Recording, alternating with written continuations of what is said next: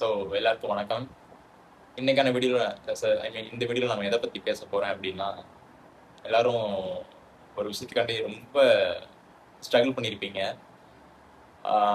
Health வைஸாக பார்க்கும்போது அப்படி என்ன பிரச்சனை அப்படின்னா,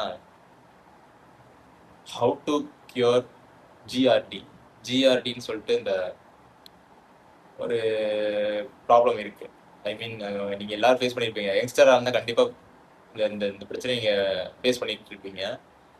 அது எப்படி நான் சால்வ் பண்ண போகிறது தான் இந்த வீடியோவில் உங்களுக்கு சொல்ல போகிறேன். ஃபஸ்ட்டு இந்த பிரச்சனை எப்படி ஐடென்டிஃபை பண்ணுறது அப்படின்னு நான் உங்களுக்கு சொல்லலாம்னு இருக்கேன். ஏன்னா ஃபஸ்ட்டு நிறைய பேர் இதை ஐடென்டிஃபை பண்ண தெரியாது. ஜஸ்ட் நார்மல்னு சொல்லிட்டு விட்டு போயிடுவாங்க. ரொம்ப பேர் ஐடென்டிஃபை பண்ணி பல வருஷமாக மெடிசின் எடுத்து சரியாகாமல் இருப்பாங்க. ஸோ நானும் ஒரு 2 வருஷம் கஷ்டப்பட்டேன். இப்போது நான் கம்ப்ளீட்டாக ஃப்ரீ ஆகிட்டேன். அது எப்படி நான் உங்கள்ட்ட ஷேர் பண்ணலாம், அதுக்கு இந்த கஷ்டத்துக்கு முன்னாடி இந்த 2 வருஷம் 3 வருஷமா நான் பட்ட கஷ்டத்தெல்லாம் உங்கள்கிட்ட ஷேர் பண்ணலாம் அப்படிங்கிறதுக்காக தான் இந்த ஒரு வீடியோ. கண்டிப்பாக உங்களை யார் யார் இதில் கஷ்டப்படுறீங்களோ அவங்க எல்லாரையும் நான் மாற்றலான்னு தான் ஒரு முடிவு எடுத்துரு. நான் கம்பேக் கொடுத்தே ஆகணும். ஒரு லைஃபோட எக்ஸ்ட்ரீம் வரைக்கும் போயாச்சு. இதுக்கப்புறம் நம்மளாம் இருக்க மாட்டோம் அப்படின்ற ஒரு எக்ஸ்ட்ரீம் வரையும் போயிட்டு இப்போ ஒரு ஹோப் கிடச்சி அந்த கொஞ்சம் கொஞ்சமாக ரிவர்ஸ் ஆகி அப்படியே கொஞ்சம் back to the life, normal லைஃபுக்கு வந்துக்கிட்டு இருக்கேன். நார்மல் வந்தாச்சு, கிட்டத்தட்ட ஃபுல்லாக வந்தாச்சு.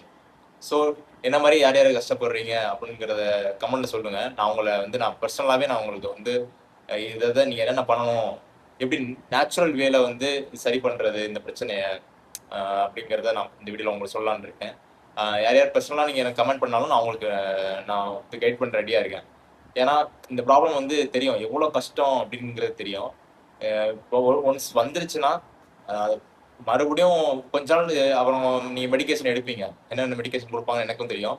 ஏன்னா நான் எடுக்காத டெஸ்ட்டே கிடையாது, எடுக்காத மெடிசனே கிடையாது. எத்தனையோ இந்த பிபிஐஸ்லேருந்து இந்த ஜெலிசிலிக்கு எல்லாமே ட்ரை பண்ணிட்டு ஒரு டெம்பரரியாக சரியாகும். அப்புறம் மறுபடியும் நம்ம இந்த பேக் டு த லைஃபுக்கு போகும்போது மறுபடியும் ஸ்டார்ட் ஆக ஆரம்பிச்சிடும்.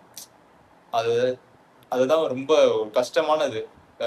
நைட்டு தூங்க முடியாது, நைட்டில் முழிப்பு வந்துடும், சாப்பிட்டு படுக்க முடியாது. சாப்பிட்டு படுத்தோன்னா இது மாதிரி நெஞ்சு எரிக்க ஆரம்பிச்சிடும். அப்படியே அந்த கொடூரமாக இருக்கும். அது சொல்லவே முடியாது. அதை ஃபேஸ் பண்ணுறவங்களுக்கு தான் அதோட வலி புரியும்.